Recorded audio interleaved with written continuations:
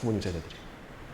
부모님 세대들은 나는 성실도 다 했다. 가진 거 아무것도 없이. 그래서 일정 정도 자수성가가 된 세대들이야. 여러분 부모 세대, 제 세대부터 좀 위에 세대들은 어느 정도 자수성가가 됐단 말이죠. 그러니까 청년들한테도 그렇게 요구하는 거야. 너희도 열심히 하면 된다고. 근데 이미 사회 구조가 많이 바뀌었음에도 불구하고 지역에서는 여전히 그게 돼요. 어느 정도. 서울에서는 그게 안 되지만은. 그래갖고 서울에 가서 가보면 처음에 딱 가보면 깜짝 놀래. 서울에 취업하면. 와, 이렇게 열심히 몰입하는 애들이 다 있구나. 그냥 낮밤을 안 가리고 계속 일만 하고 처음에는 그래서 이게 정말 서울 사람인가 하고서 막 하잖아. 근데 가보니까 얘들도 서울 사람이 아니네. 서울로 취직하러 올라온 애들이고 얘들도 스카이가 아니고 저기는 수도권 변두리 대학이네. 막 이런 식으로 자기들이 생각하는 거야. 정말 좋은 대학이면 거기 왔을까요? 다른 데 갔겠죠, 더. 근데 금세 깨닫고 하다 보니까 너무 힘들어갖고 이제 내려오는 거죠. 서울로 몰입주 추천하는데 그 저임금 받아갖고 서울에 그 집도 일단 주택 문제가 제일 크잖아요. 서울에 가면은. 부모님이 큰 목돈 줘갖고 방 하나 마련해주지 않는 한 그 월급 받아갖고 서울서 살 수가 없어요. 그 제 제자도 한 10년간 그 리서치 회사 다녔는데 돈 모은 건 거의 없고 병만 얻었어. 낮밤을 안 가리고 맨날 일을 하니까. 끝나고 나니까 스트레스 받으니까 또 술 먹고 또 다음날 아침 옛날에 성장주의 세대 있잖아. 70, 80년대. 그럼 성장이라도 해야지. 이거 성장도 안 되면서 일은 성장주의처럼 하고 있어요. 그러니까 몸에 병만 얻죠. 옛날에 우리 가장들이 왜 다 일찍 죽었습니까? 장시간 노동하다 저거 했는데 지금 지역에 있는 청년들이 딱 가게 되면은 취업 안 된다고 잘 뽑아줍니다. 서울에서. 왜 잘 뽑는지 아세요? 얘네는 성실하잖아. 얘네는 저임금 줘도 도망 안 가잖아. 아까 제가 80만 원 받고 일하는 그런 거랑 비슷한 거예요. 그런 식으로 지역 청년들이 서울 가면 취업 안 된다는데 취업 바로 돼요. 물론 안 좋은데. 장시간 노동하고 열악하게 하는데 그런데. 그러다 보니까 다시 지방으로 되돌아와요. 큰 꿈을 갖고 왔다가 다 좌절하고 그래서 지방에 가서 오니까 나이는 먹었지 이제 뭐 할래? 예, 공무원 시험 볼래요.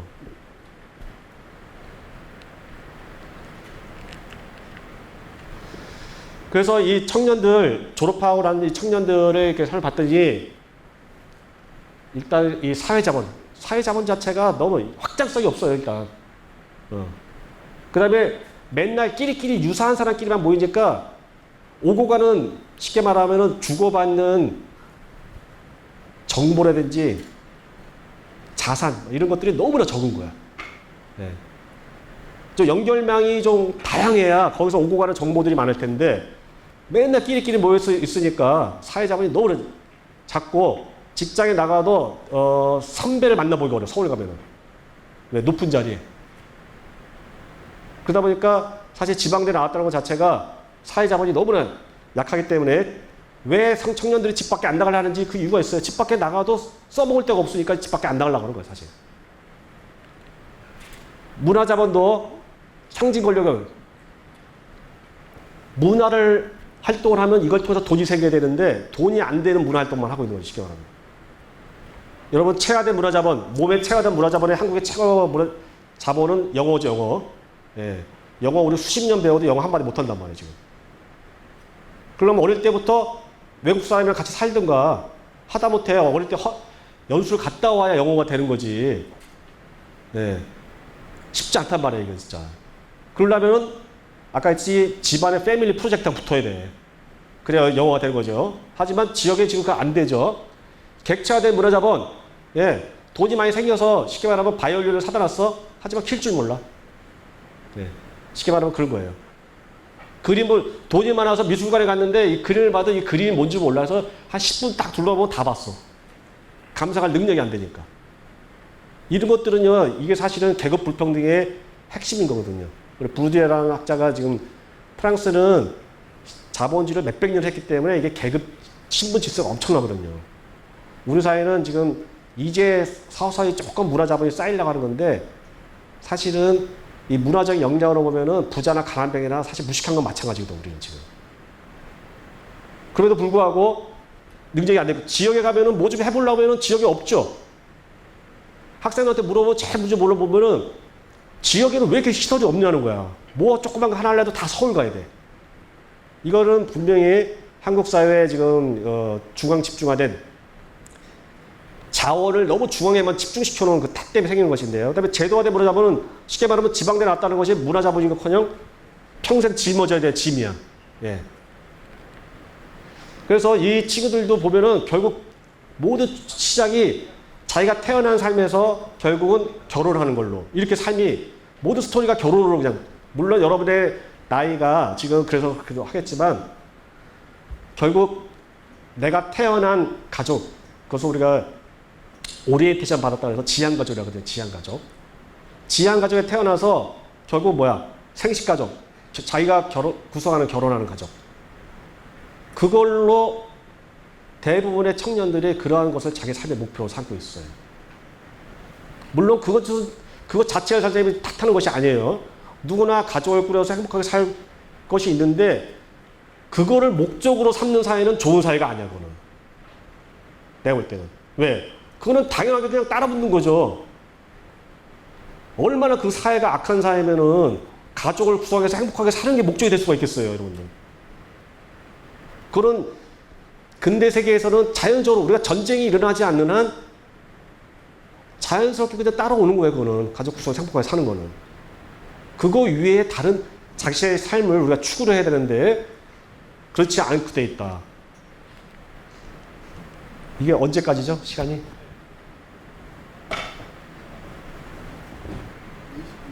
4시 반이요?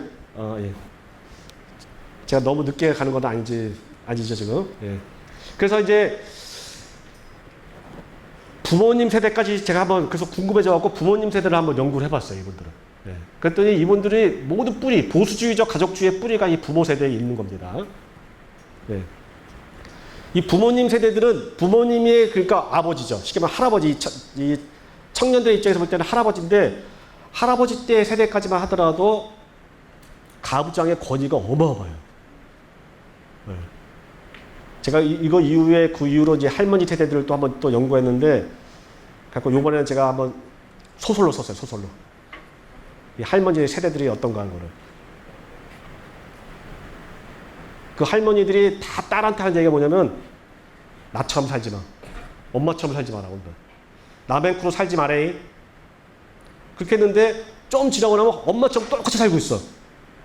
근데 엄마가 또 딸한테 또 얘기해. 남의 쿠로 살지 마래. 근데 지나고 보니까 똑같이 살고 있어. 3대가 똑같이 살고 있어요. 너무나 안타까워갖고 선생님이 제가 처음에는 이렇게 학문적인 걸로 쓰려다가 더 많은 좀 대중한테 알려질 필요가 있겠다 해서 제가 연구년 안식년 맞을 때 갖고 인터뷰를 많이 한 걸 자료를 갖고 가서 소설 썼는데 뭐 하반기에 아마 나올 것 같아요. 엄마처럼 살지만.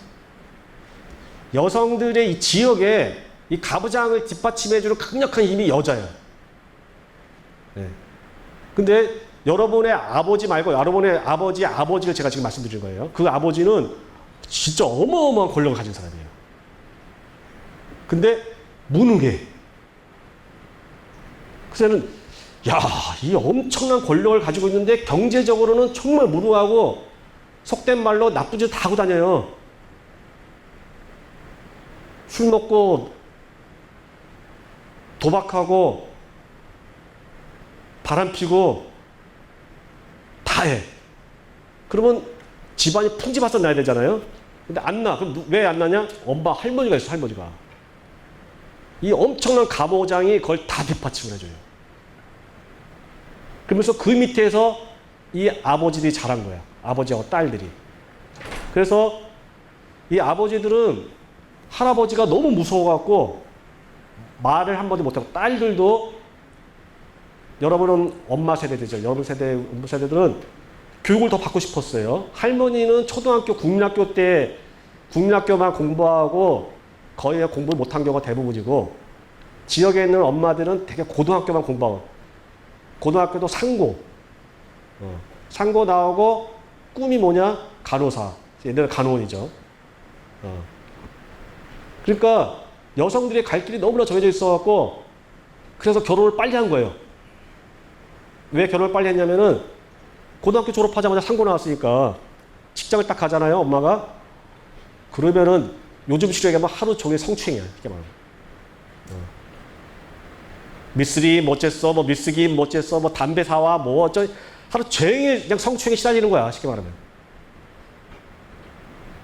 그러니까 너무 힘들겠죠. 그때 나를 좋다는 남자가 나타납니다, 갑자기. 오빠 한번 믿어봐. 평생 동안 내가 손에 물 한 번 안 묻혀주리라. 여러분 19, 20살 때 얼마나 예쁠 때입니까? 근데 늑다리 아저씨가 물에 손 한 번 안 묻혀준다고 계속 쫓아다니는 거야. 근데 직장이 너무 힘들어. 일단 집에서 나가고 싶어요. 왜? 가부장 아버지가 너무 싫어. 엄마도 싫어 이제는. 왜 저런 아버지를 저렇게 떠받들고 사는지 난 이해가 안 돼. 독립하고 싶은데 독립할 능력이 안 돼요. 그래서 직장이 다녀도 직장도 맨날 성추행 연속이야. 월급은 쥐꼬리고. 그때 남편이 사랑한다고. 덜컥 결혼했네. 해보니까 이 남자가 또 무능력이야, 또 근데 착해. 그래갖고 이 아버지는 능력은 없지만 열심히 일하는 사람이야, 또. 그러니까 그 경제적 무능력을 해결해주기 위해서 엄마가 또 일하러 가요. 그러다 보니까 지역에는 장사를 같이 하는 분들이 많아요. 그러면서 그 때문에 아까 얘기했듯이 아이들이 어릴 때 부모로부터 돌봄을 못 받는 거예요. 그러다 보니까 자기들끼리 또래 집단끼리 놀게 되고 이제 그렇게 되는데 어쨌든 간에 보수주의적 가족의 뿌리가 바로 여기 있다. 근데 이분들은 물어보면은 자신감이 있어요. 근데 그 이유는 따로 있겠죠. 여러분들 살아온 삶을 회고할 때는 특히 선생님 제가 여기 이 부분은 자기 엄마 아버지를 인터해보라고 내가 시켰어요. 엄마하고 아버지를 학생들한테. 그러면 엄마나 아버지는 자기 자식한테 자신의 삶을 이야기할 때 어떻게 이야기를 하기 원하겠습니까? 자신감 있게 있는 존재로 살아왔다는 걸 얘기하고 싶겠죠. 첫째 아들은 첫째 아들대로 그 집안에 재산을 엄청 많이 지어야 그래요, 지금 대구 경북은. 그러니까 첫째 아들로서의 그 의무를 다하려고 진짜 고통스럽게 살았어요, 이건. 자기 하고 싶은 것도 못하고 집을 떠나지 말라 그래서 서울로 유학도 못 갔고 멀리 가지 말라 그래서 맨날 집안에만 있는 거예요. 그러니까 장남이니까. 장남은 그렇게 해서 살았고 차남이나 이런 경우에는 물려받은 게 없어갖고 차남은 교육도 제대로 못 받았어요. 왜냐면 장손한테 다 모든 게 쏠려 있으니까. 그러니까 고등학교 나왔거나 무슨 전문대 나왔거나 해갖고 능력이 안 되니까 죽어라 막 일만 하고 살아왔어요. 그러면 자식한테 얘기할 때 뭐래? 야, 나 때는 정말 너네는 진짜 좋은 세상 사는 거야. 여러분 오죽하면 나 때는 말이야가 나오겠어요. 무슨 말만 하면 나 때는 말이야 그런 얘기가 나와요. 근데 지금 돌아보니까 봐라 다 잘 됐잖아. 우리 부모님 세대들이 맨날 하는 얘기가 그거 아닙니까? 우리 꼰대들이 하는 얘기가 그거 아니에요? 자 봐봐 다 잘 됐잖아. 그때는 정말 열악한 극악한 상황이었지만 성실하게 하니까 다 잘 됐잖아. 너희도 좀 성실하게 해봐. 눈높이도 좀 낮추고 무슨 취업이 안 된다고 왜 그래? 여기 얼마나 일자리가 많고 외국 노동자들이 왜 이렇게 많이 오겠어? 그런 데 가서 좀 일해봐 열심히. 나 때는 말이야 그거 하고 다 됐어. 이런 식으로 맨날 말씀하신단 말이죠. 이런 성찰적 자신감. 이 부모 세대들한테 이 자신감이 있기 때문에 지금 대구 경북의 보수의 뿌리가 바로 여기 있는 거거든요. 이 성찰적 자신감을 뒷받침해 주는 게 또 엄마거든요. 엄마들이. 태극기 부대가 왜 있겠어요? 나 때는 말이야 다 잘 됐는데. 그래서 이 가족주의 습성. 그래서 이 결혼이라는 것이 하나의 제너럴 솔루션이야. 제너럴 솔루션. 일반적인 해결책이에요. 이게 뭐냐. 어릴 때부터 가부장 밑에서 찌들려 살았기 때문에 독립하고 싶었는데 독립이 안 되죠. 경제적 독립이 안 되는데 그러니까 직장도 잡았는데 직장 나오면 직장도 괴롭죠. 근데 결혼하잖아? 그럼 집이 생겨. 그렇게 가난한 집안도 결혼한다 그러면은 집은 마련해줘요? 안 마련해줘요? 이상하게 마련해 줍니다. 서울은 그게 지금 많이 약해진다고 하는데 오히려 쉽게 말하면 계급적으로 중산층 아래, 중하층 있잖아요. 중하층들 계층 같은 경우도 결혼한다고만 그러면 이상하게 돈을 마련해서 줍니다. 어쨌든 살게 하시려고. 그러면 집도 생겨. 제가 한 예를 들어보면은 아까 부모님 세대 아까 얘기했잖아요. 근데 이 딸들도 역시 마찬가지야. 제가 한 사례는 이 친구는 어릴 때부터 글 쓰는 것이 꿈이었어요. 그래서 소설가가 되려고 하는데 그래서 고등학교 때는 소설가가 된다는 그 명분하에 공부를 하나도 안 했어. 그 수업 시간에 맨날 뭐 했냐면 소설책만 읽고 있어. 그래서 학교에서 선생님도 내놨어, 쟤는. 그래갖고 소설만 글 잘 써갖고 예, 문예 창작과에 들어왔습니다, 대학에. 그때는 뭐 하나만 해도 들어올 수 있는 시대야 또. 성적이 좀 낮아도. 근데 글을 너무 잘 쓴다고 생각했는데 아버지가 다 잘 쓰네. 남을 잘 쓰는 것이 아니었어요. 문예 창작과 아버지니까. 그러니까 문예 창작과는 또 글쓰기 대회에 나가서 경진대회에 나가서 상을 받아야 돼. 또 그것도 일종의 스펙이야. 맨날 그거예요. 근데 대학 4년 동안 너무나 주변에서 글 쓰는 친구들이 좋으니까 맨날 술 먹고 놀다 보니까 4년이 훌랑훌랑 당한 거야. 그리고 취업할 데가 없으니까 어디 가냐.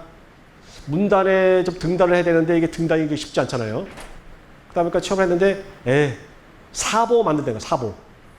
그래 그나마 여기 가면은 글 쓰는 거 하겠지. 잡지사 같은 데 가면 글 쓰는 거 하겠지. 이런 꿈이 있어요. 그래도 글 쓰는 사람들은. 근데 가보니까 글 쓰는 걸 시키는 건커녕 영업시켜.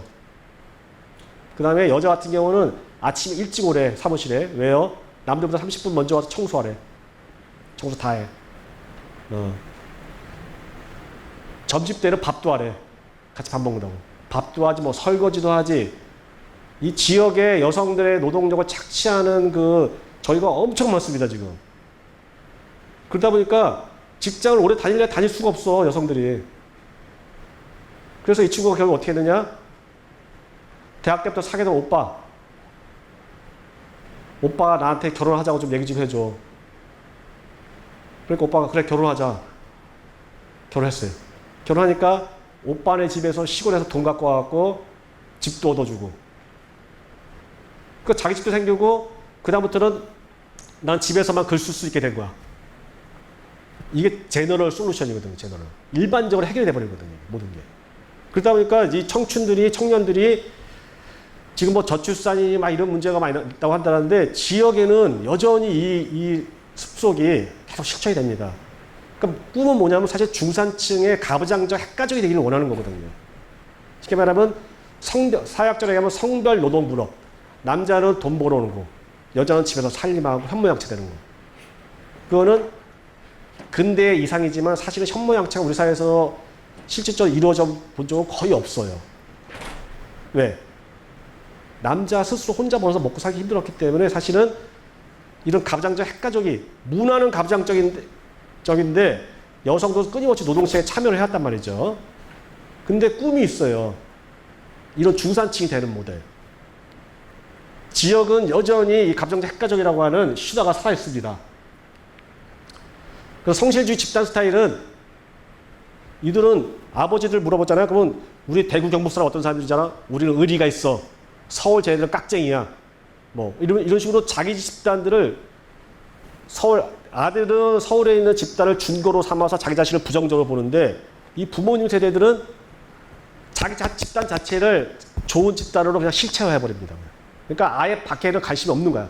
대구 경북 세계 밖에는.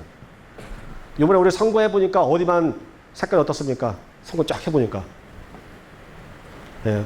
오죽하면 섬이라고 그러겠어요.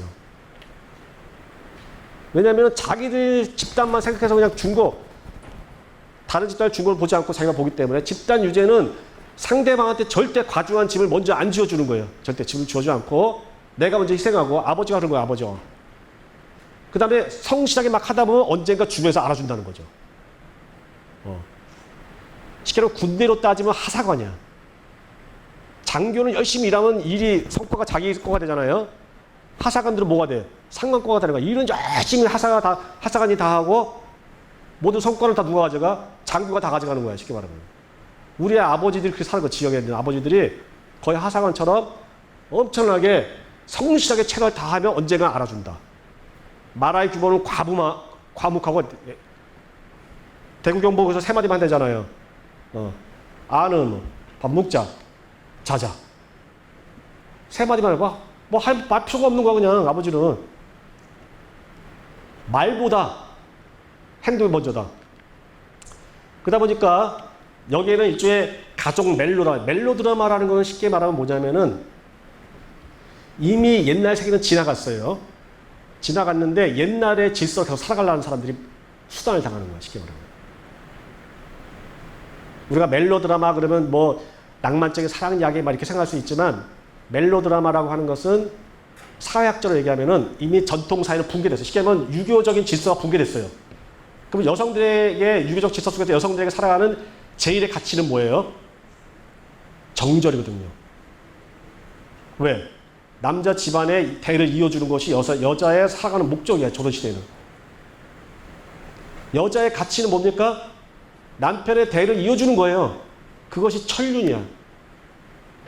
그렇기 때문에 여자는 자기 정절을 결혼할 사람 대를 이어주기 위해서 끝까지 어떻게 해야 돼? 잘 간직해야 되는 거예요. 그래서 조선시대에 연료물 엄청 세워준 거야.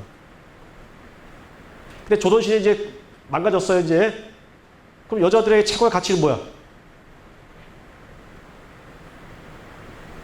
정조예요? 어떻게 생각하세요? 여러분 세대는? 정조예요? 그럼 뭐예요?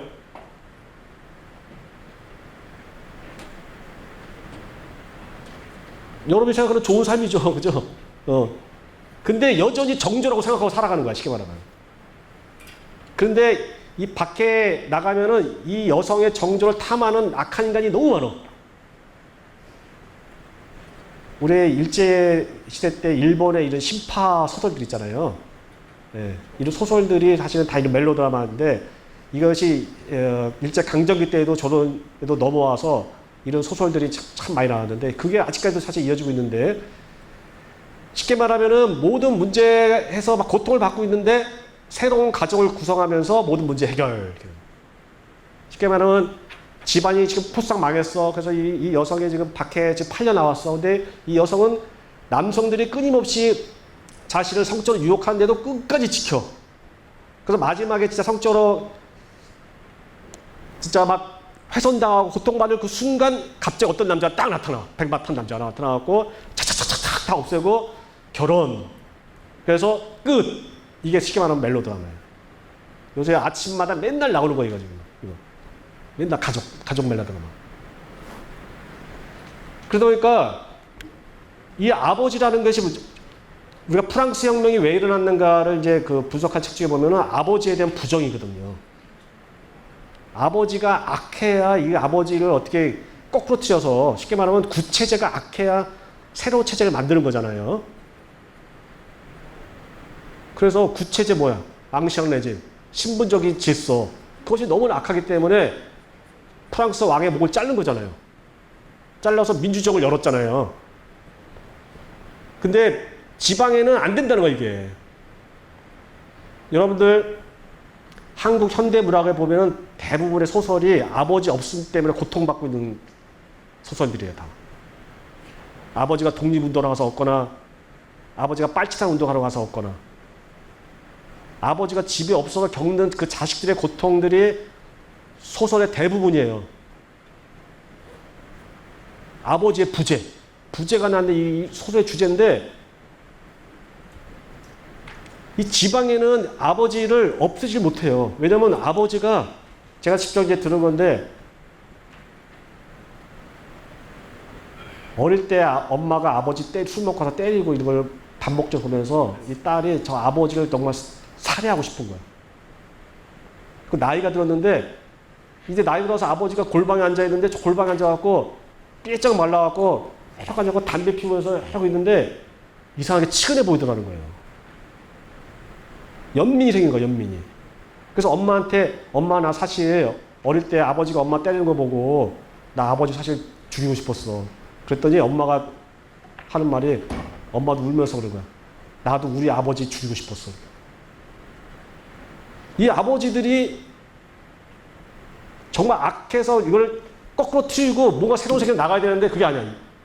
이 아버지가 그렇게 크다는 악이 아니고 권위적이고 무서운 그런 거 맞는데 그럼에도 불구하고 자식을 사랑한대.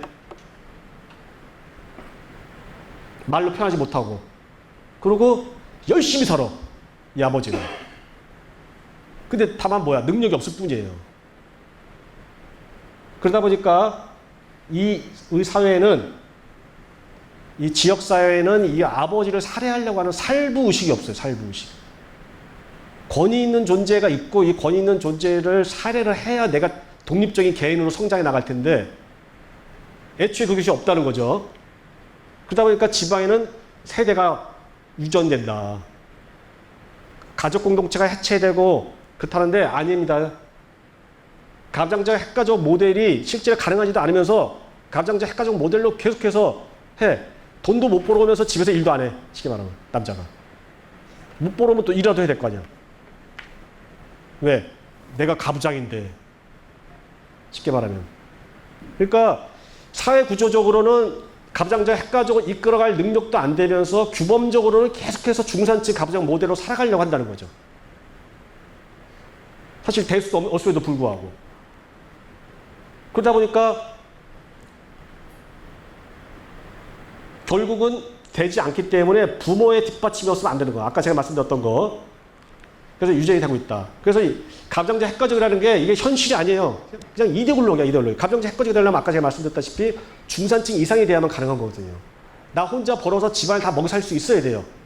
그래야 여성이 집안에서 현모양처할 거 아니야. 안 되기 때문에 지금은 사실 여성한테 두 가지 역할을 다 시키니까 더블 버든 준 거잖아요. 이중의 짐을 주니까 여성들이 결혼을 안 하려는 거잖아요, 지금. 결혼이 제너럴 솔루션이 아니에요, 지금 여성한테는, 젊은 여성들한테는. 오히려 악마의 구렁텅이로 빠뜨리는 거야, 지금. 그래서 결혼을 잘 안 하려고 하는 거잖아요. 근데 지역에서는 된다는 거야, 이게. 서울만 해도 그게 안 되는데 지역에서 된다는 거. 이것이 과연 나쁜 건가요, 그럼요? 이렇게 물어볼 수도 있겠어요. 그래도 불구하고 현실이 안 되는데도 불구하고 그래서 앞으로 이것이 어떻게 될 것인가? 그럼 가족끼리 행복하게 사는 거 좋은 거 아닙니까? 말 수 있는데 선생님 그거 나쁘다고 하는 것이 아니에요. 뭐가 나쁜 거냐? 이게 지속 가능하지 않다는 거거든요. 여러분 지역에서 언제까지 부모님이 살아서 우리를 서포트해 줄 것 같아요? 이제 부모님도 이제 나이 드시면은 우리가 복용해야 돼. 예. 그 다음에 지방도 지금 공동화되고 있잖아요. 지금 젊은 청년 빠져나가고 그나마 부동산 가격 막 그거로 해서 부모님들이 그거로 지금 어느 정도 뒷받침해 살아가는데 부동산 가격도 떨어지고 이제 지방도 공동화되고 이렇게 되면은 부모님들도 이제 부모님들이 보험이 있습니까?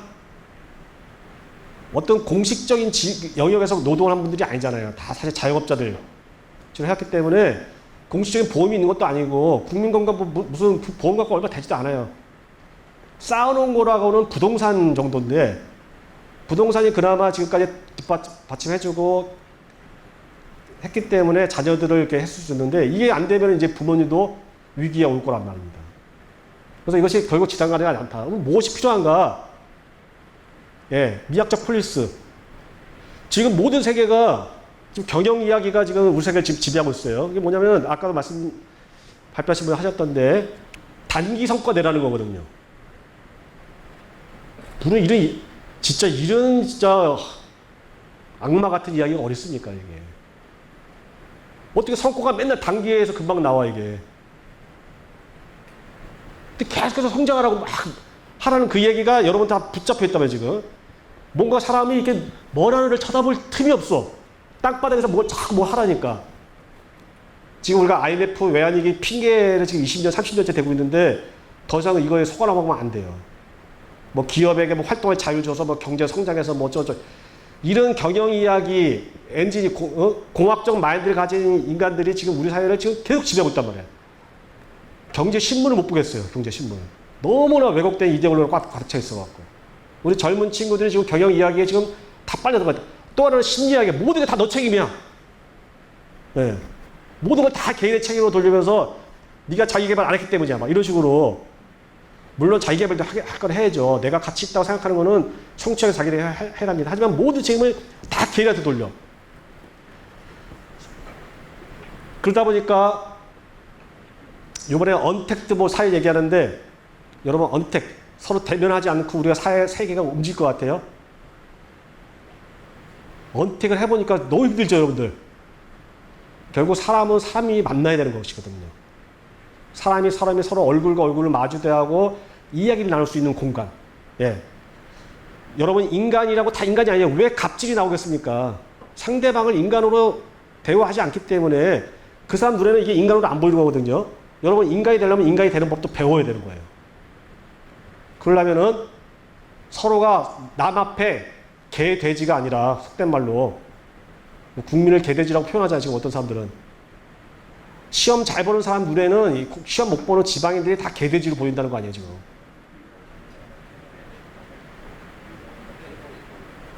시험 잘 보면 지가 이득 보는 거지 뭘. 어디서 내가 그 시험 하나 잘 본 거 같고 저렇게 과도하게 권력을 누리는 게 과연 옳은 일입니까 이게? 네? 시험 못 보는 사람들은 개돼지 취급하고 인간으로 보지 않는 것이거든요. 서로가.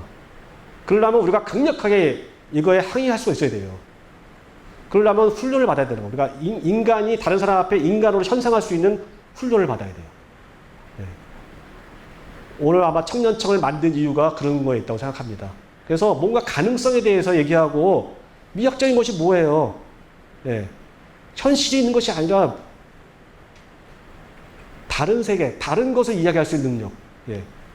그러한 공론장들이 좀 많이 세워져서 앞으로 이 청년청도 그런 미학적 공론장으로 성장하기를 기대하겠습니다.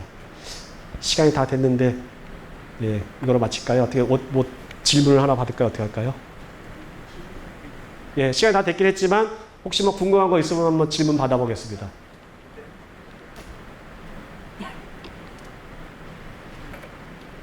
예. 죽불나게 나서지 말 것, 과묵할 것, 그건 아니죠? 네, 한 분만 받아보겠습니다. 네.